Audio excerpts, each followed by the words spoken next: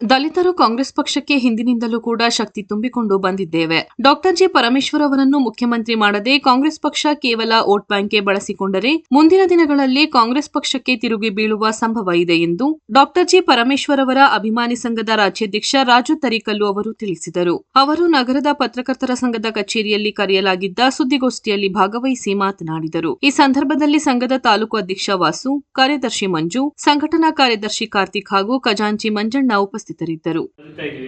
ಇಂಥ ಒಂದು ಸಂದರ್ಭದಲ್ಲಿ ನಮಗೆ ದಲಿತ ಮುಖ್ಯಮಂತ್ರಿ ಅನ್ನೋದು ಒಂದು ಮರೀಚಿಕೆಯಾಗಿದೆ. ನಾವು ಹಿಂದಿನಿಂದಲೂ ಕೂಡ ನಾವು ಸುಮಾರು 75 ವರ್ಷಗಳ ಕಾಲ ನಾವು ಬಹಳ ತಾಳ್ಮೆಯಿಂದ ಕಾಂಗ್ರೆಸ್ ಇವತ್ತಲ್ಲ ನಾಳೆ ಮಾಡುತ್ತೆ ದಲಿತ ಮುಖ್ಯಮಂತ್ರಿ ಅಂತೇಳಿ ಆ ಒಂದು ಕಲ್ಪನೆಯಲ್ಲೇ ಕನಸಿನಲ್ಲೇ ನಾವು ಸಾಗ್ಬಿಟ್ಟಿದ್ದೀವಿ. ಸೊ ಇದೊಂದು ಸುವರ್ಣ ಅವಕಾಶ. ಏಕೆಂದರೆ ಹಿಂದೆ KH ರಂಗನಾಥ್ ಅವರಿದ್ರು, ಬಿ ರಾಚೇನವರಿದ್ರು, ಬಿ ಬಸಲಿಂಗಪ್ಪನವರಿದ್ರು. ಸೊ ಇವರೆಲ್ಲರೂ ಕೂಡ ಸಮರ್ಥವಾಗಿದ್ದಂಥವ್ರು, ಮುಖ್ಯಮಂತ್ರಿಗೆ ಸಮರ್ಥವಾದಂಥ ಕ್ಯಾಂಡಿಡೇಟ್ಗಳಿದ್ರು. ಸೊ ಆ ಸಂದರ್ಭದಲ್ಲೂ ಆಗಲಿಲ್ಲ.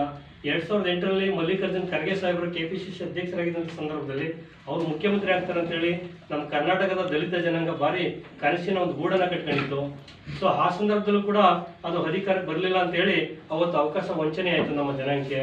ನಂತರ 2012ರಲ್ಲಿ ಡಾಕ್ಟರ್ ಜಿ ಪರಮೇಶ್ವರ್ ಅಪ್ಪಾಜಿ ಅವರು ಆಗ್ತಾರೆ ಅಂತೇಳಿ ನಾವು ಬಹಳ ಹುಮ್ಮಸ್ಸಿನಿಂದ ನಮ್ಮ ಜನಾಂಗ ಕಾಂಗ್ರೆಸ್ಗೆ ಕೈ ಹಿಡಿಯುವಂಥ ಕೆಲಸವನ್ನ 2012ರಲ್ಲಿ ಮಾಡ್ತು.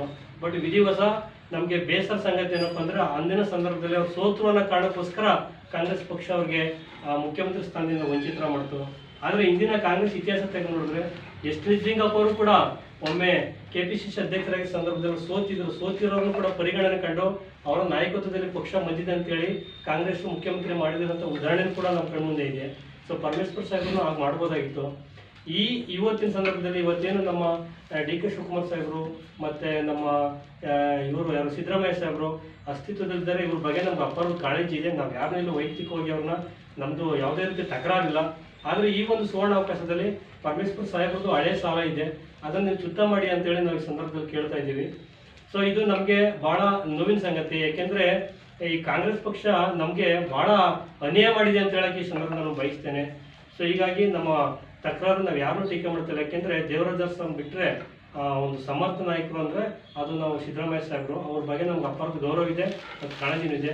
ಸೊ ನಿಮ್ಮನ್ನ ಮುಂದೆ ದಲಿತ ಸಮುದಾಯ ಭಾಳ ಬೆಂತಟ್ಟುವಂಥ ಕೆಲಸನ ಮಾಡ್ತಾರೆ. ನೀವು ದೊಡ್ಡ ಮನಸ್ಸು ಮಾಡಬೇಕು, ದಲಿತರನ್ನ ನೀವು ಕಡೆಗಣನೆ ತಗೋಬೇಕು. ಯಾಕೆಂದರೆ ದಲಿತರು ನಾವೆಲ್ಲರೂ ಕೂಡ ಕಾಂಗ್ರೆಸ್ ಪಕ್ಷಕ್ಕೆ ನಾವು ಶಕ್ತಿ ತುಂಬೋದು ಹಿಂದಿನಿಂದ ಮಾಡ್ಕೊಂಡು ಇವತ್ತು ಕೂಡ ಮಾಡ್ತಾ ಇದ್ದೀವಿ. ಮುಂದೆನೂ ಕೂಡ ನಿಮ್ಮ ಜೊತೆ ನಮ್ಮ ದಲಿತ ಸಮುದಾಯ ಇರುತ್ತೆ ಅಂತೇಳಿ ಈ ಸಂದರ್ಭಕ್ಕೆ ಹೇಳಲಿಕ್ಕೆ ಬಯಸ್ತೇನೆ. ಇಲ್ಲಾಂದರೆ ಮುಂದೊಂದು ದಿನ ಕಾಂಗ್ರೆಸ್ ಪಕ್ಷ ದಲಿತನ ಇದೇ ರೀತಿ ಅಡ್ವರ್ಟೈಸ್ಮೆಂಟ್ಗೆ ವೋಟ್ ಬ್ಯಾಂಕ್ಗೆ ನೀವು ಬಳಸ್ಕೊಳ್ತಾ ಹೋಗ್ತಾ ಇದ್ರೆ ಮುಂದೊಂದು ದಿನ ನಮ್ಮ ದಲಿತ ಸಮುದಾಯ ನಿಮ್ಮ ಹಿಂದೆ ತಿರುಗಿಬೀಳುವಂಥ ಒಂದು ಸಂಭವ ಭಾಳ ಹತ್ತಿರದಲ್ಲಿದೆ ಸಮಯ ಅಂತ ಹೇಳಲಿಕ್ಕೆ ಈ ಸಂದರ್ಭ ನಾನು ಬಯಸ್ತೇನೆ. ತಮ್ಮೆಲ್ಲರಿಗೂ ಧನ್ಯವಾದಗಳು.